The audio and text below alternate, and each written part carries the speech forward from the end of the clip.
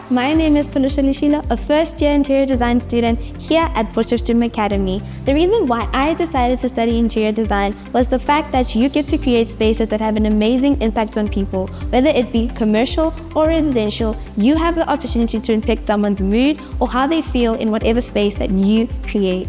Hello, my name is Leandam Pendugane. I'm a second-year interior design student at Potch Academy.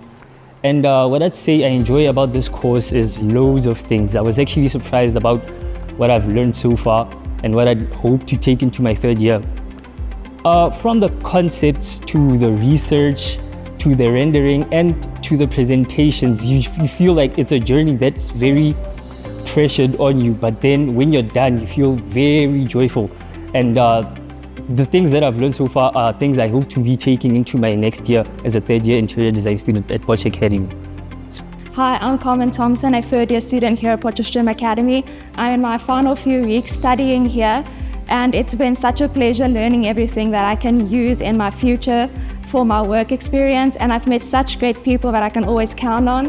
More importantly, I just got offered a job for a kitchen design company and furniture design company in Sandton, and just imagine what your future would look like if you studied interior design here at Potchefstroom Academy.